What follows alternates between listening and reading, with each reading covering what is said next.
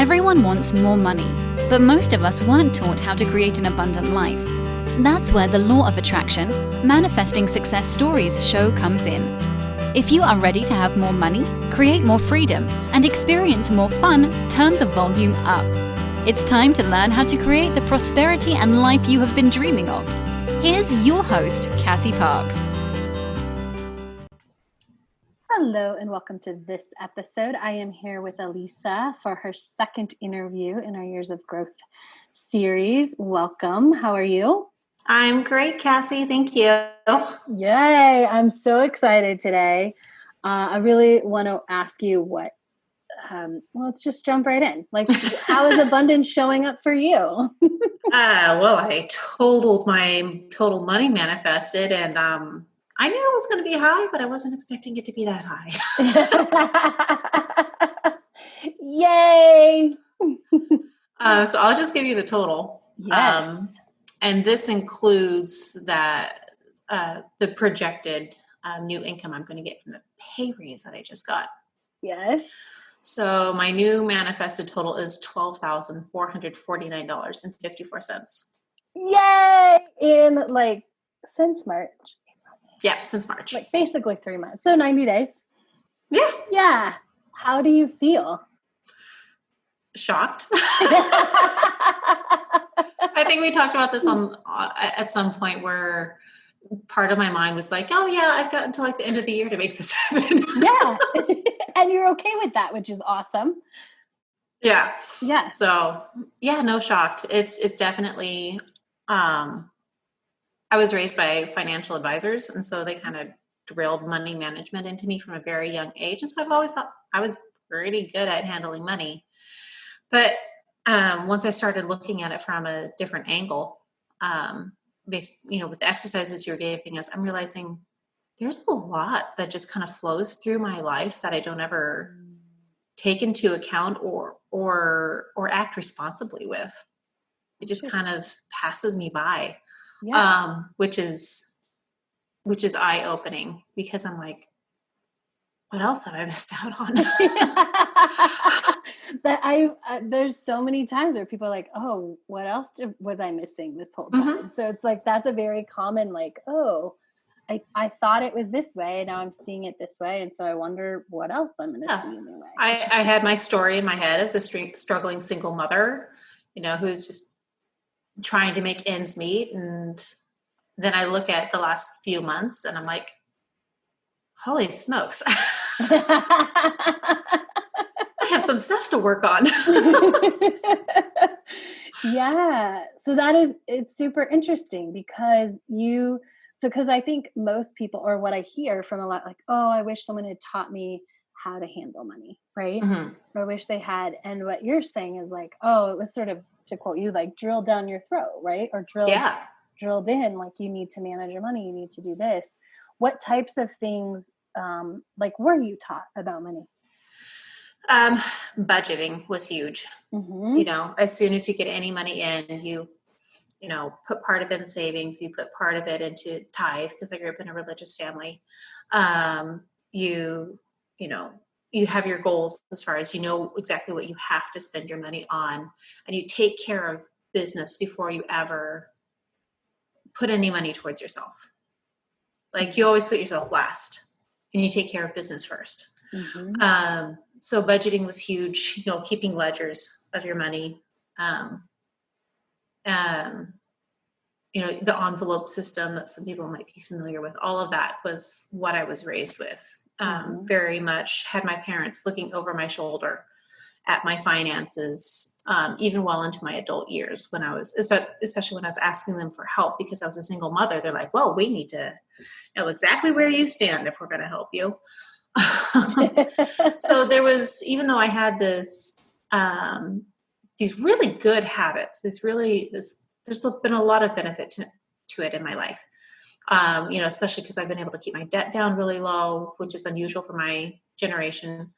But at the same time, I never felt like I had much control over my money. Yeah. It was always being controlled by someone or something else outside of me. It was being controlled by, my expenses that I couldn't control, or my parents because they felt like they needed to have input in it, or, life circumstances. I always felt like even though I was budgeting and doing all the right things and being responsible, I never was actually in control.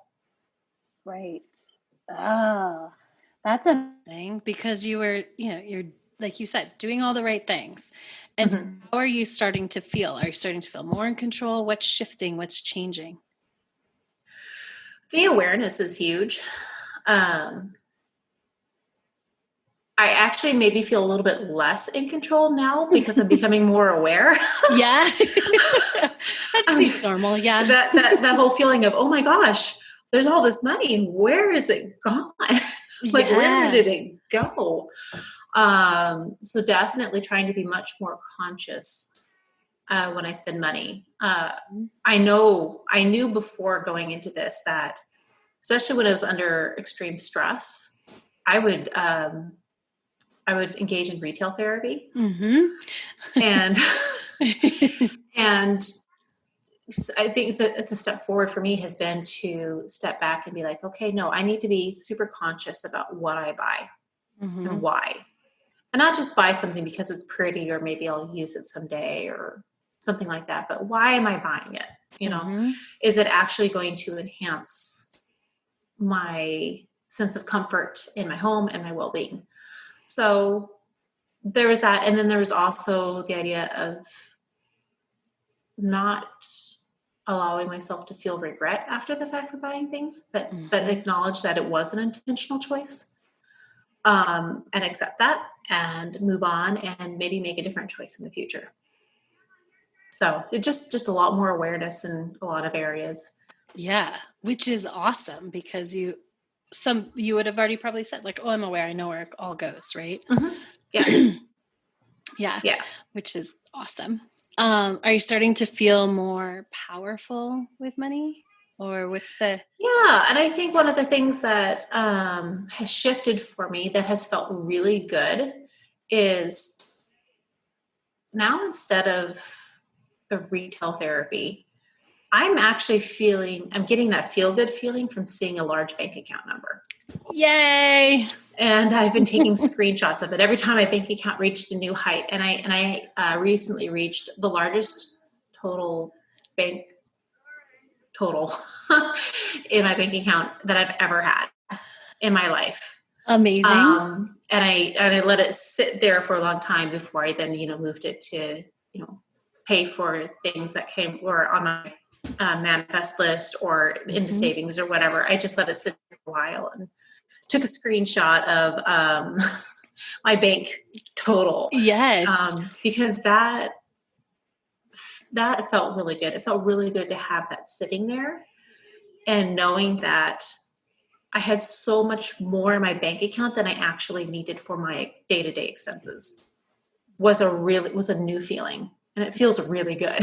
That's awesome. Yeah, especially because you just mentioned a while ago, right? Like your story was like struggling single mother, and so to make that connection, like, oh, I have more than enough for my expenses, is amazing.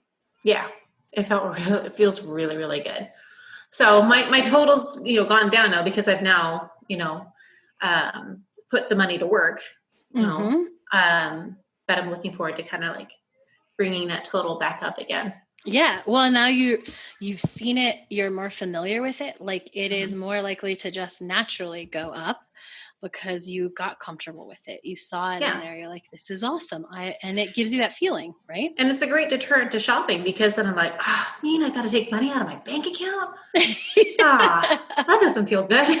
I love hearing you say that, because I say this, or I've said it a lot over the years. Like it just became for me the same, like, oh no, not worth it. I don't want to take any money out. I don't want to, do that. Yeah. Yeah. Which is awesome. I love it. Yeah. Cool. So that's been interesting. Yeah. To watch that happen. So fun and easy, right? You didn't stop retail therapy by beating yourself up. Right. You got there by having something else to move towards that felt better. Right. Yes, absolutely. And the assignments definitely help with that. They definitely help with kind of keeping your mind focused in that direction. And they're so bite-sized. That's the funny thing. They can feel really huge. I love that. I'm going to say it. It cut a little bit. She just said they're bite-sized, but they can feel really huge. Yeah. Keep going. Adjust my mic here. There are definitely points where I finish an assignment and I feel amazing and I can't wait to move on to the next one. And I read it and then I'm like, shoot. I do what now? And it's not, and I mean, that sounds horrible, and they're nothing major. What was a recent one that I did that with? Oh, one of the recent lessons where it was, probably looking for evidence, because that's something that's, a major learning point for me. I finished, one of the assignments, and then I read the next one and it's like, okay, write your evidence. And I was like, shoot.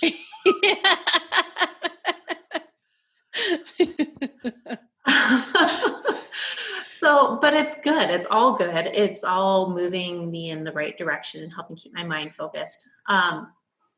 And the other thing that I've kind of experienced over the last couple of months is that I haven't been doing the lessons every day. I know that's kind of a big thing, but prior to signing up with you, you had your series of interviews with Mia. And one of the things that she said was she didn't put any pressure on herself to complete them in a certain amount of time, but every time she did do it, it was always the right time. Yes. And I've definitely experienced that too, by kind of removing some of that pressure to perform. Then things are happening at the right time. And then when I do realize that I've kind of just gotten off track and allowed myself to get distracted, and I have to intentionally make that choice and make that effort to put myself back on track, it's still the right time. Yes. Because it is whatever I need in that moment. So yeah, it may take me a little bit longer than other people to get through this process, but I'm okay with that. Yeah. And I'm okay with that. I think it's great because I always say, I don't know if you've heard it yet on the call, but I will tell somebody who kind of brings that up, like there's growth in the space too. Right. And the reason there's, I could say like, do it at your own pace, but then nobody would feel like they're like getting anywhere. Right. I have to like set it up for you guys to, I don't know, in the beginning, you have to really feel like, oh, I'm getting it and I'm doing it because that's what it's about. And then you make this shift to like, oh no, it's about the work. Like the work is always happening, right? Whether I'm physically doing an actual assignment or I'm just sort of having the, not the resonance, but the reverberations of the assignment, right? As it plays out into my world. Right. And I love that you jumped in and you're like, I'm in for 5 years, because it automatically takes that pressure off. Cause there's no like, oh, if I don't do an assignment, I won't have gotten my money's worth this month. Then you don't ever get in that mindset, like swirling thing of like, oh, I should quit. I should not quit. I should get the assignment done. You never have to experience that. Yeah. And even though we're all doing it in our own time, there's still a level of accountability that's definitely necessary, at least for me, which is why all of the other self-study programs that I've invested in the past just don't work for me, because there's no accountability. But nobody's going to notice. I feel like nobody's you think, yeah. And even this call today, I realized it was coming up like 2 weeks ago, and I was like, oh my gosh, I haven't looked at my assignments in like a week, maybe more. I'm not sure. Shoot. I actually don't know how long it's been. And so that accountability of knowing I was going to be talking to you, maybe be like, okay, Alisa, let's buckle down again and keep moving forward, because this is what you want. Yes. I love that. I know taking advantage of this interview is one of the greatest accountability tools ever. Like, because I've heard that before. Like, oh, I need to make like it kind of catches you. I'm not unique. Yeah. You are uniquely wonderful. Yeah. So not in that sense. You're very human in that sense. I love it. Well, let's talk about the big money that's recently come into your life and kind of go through that, because I'm so excited for you. Yeah, there were a couple of things. One of the assignments a month ago for me was to learn something about money. Mm-hmm. You're like, pick up a magazine or read an article or whatever. And my first thought was, well, I have these retirement accounts, but I don't actually know what's going on with them from past employers. Mm-hmm. And so I pulled them out and I was reading through the papers and I was like, holy smokes, I'm losing like $150 a year on these things. And so I decided that I needed to address that. I needed to either move the accounts or consolidate the accounts or cash them out or something like that. And I ultimately decided to just cash them out because that was going to be easier than trying to consolidate them. And I felt like, investing them towards my 10K list was going to be a better use for the money. Mm-hmm. And so I got just over $3,000 or just $2,900 something dollars from that. And then I also had the owner of the company I work for call me up one day and was like, Alisa, we want to give you a pay raise because you're doing an amazing job. It's like, okay, we just came out of COVID. And right? Yeah. We're recording this June 14th, 2020, if I didn't say that at the beginning. Yeah. Yeah. We just came out of COVID, and not that long ago, I was convinced I was the most expendable employee at that company. Because I'm the office manager. I'm not, directly supervising our employees or working in payroll or anything like that. And we're in healthcare. So I was like, I'm not directly involved in any of this healthcare business. I run reports and do Facebook, all this other stuff. I'm like, oh my gosh. So I was terrified that, the story crept into my head that told me, you got to watch it because if things don't turn around, you might be on your way out the door. Instead, they call me and say, we want to give you a pay raise. I go, okay. Right. And then they asked me, well, you come to us with the number and let us know. And I was like, okay. I've never had to do that before either. That felt really big and intimidating. To me, I've never gotten much more than $1 pay raise at a time, but I knew that with the cost of living where I am in Washington State, that I was going to have to be making more than I was, quite a bit more than I was eventually. And so we talked about it, and I decided, okay, I feel like a $2 pay raise is reasonable and a big enough of a stretch that I feel a little bit uncomfortable asking for it. And it took a full month to have that conversation with the owners, mostly because of like, you're great. We're not worried about you. We're not in a hurry to talk because there's no major concerns. Right. So it took a full month for the conversation to happen. And by the time the conversation had happened, they had already implemented a $3 pay raise for me. Yes. And they're like, oh yeah, so we're giving you a $3 increase to your salary, and we've gone over your job description, and you do so much for us, and it's amazing. And okay, that's great. So that I totaled that up, and that's between when they gave me the raise and the end of the year. I figured that was $3,720. Woohoo! That's awesome. Yeah, so that's all that went to my $12,000 total. Yes. And the other interesting thing that I've noticed, looking at my graph here, because I have an Excel sheet for all of this. Love it. Is that my yeah, I know, because that's what I do. I love it. Then you can see it go up. Yeah, I do graphs and charts at work all the time. My manifested amount for each month has been almost doubling. Yes. The last couple months.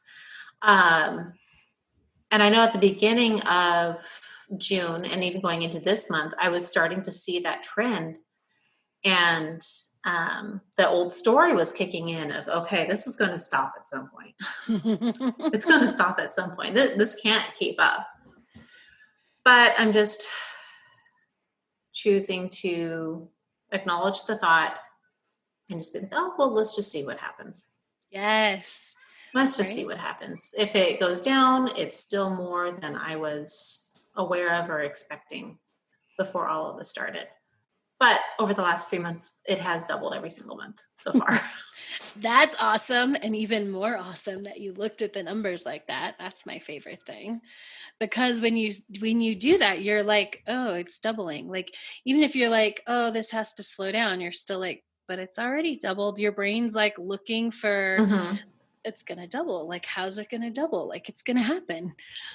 I don't even want to think about how it's going to double. Yes, I didn't mean like how, but like your brain, you're not that conscious, like, how do I make it happen? Right. But your brain starts looking for like, oh, how's it starts looking for the place to make it increase.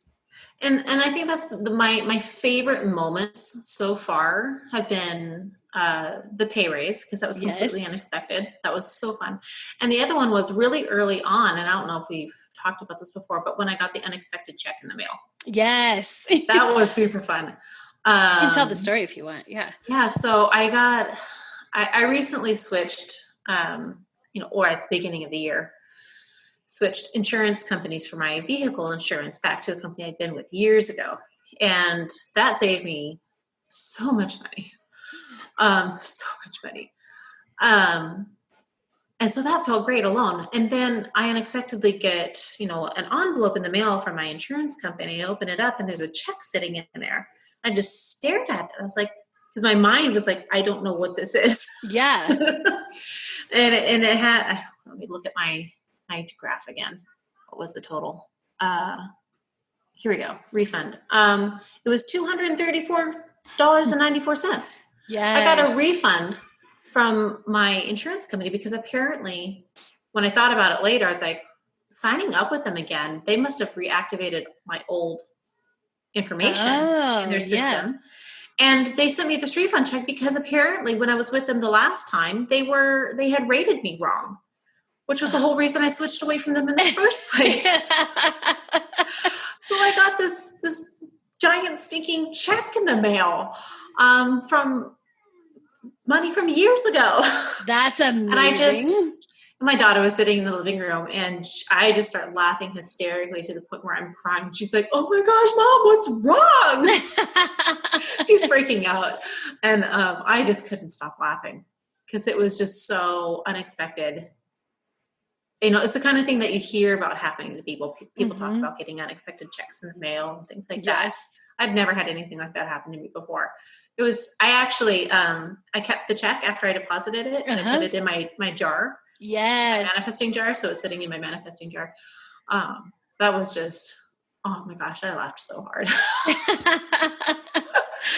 Oh, and it's just like, sometimes you can't, like you were resonating with money. So money can't, like money that has been sitting there and not coming in theory for a long time, right? Or has been yours for a long time, and you start resonating with money and it's like, oh, here you go. This has been waiting on you. Here's a check. Here's a raise. Here's a check. Here's other money. Here's a savings. Yeah. Yeah.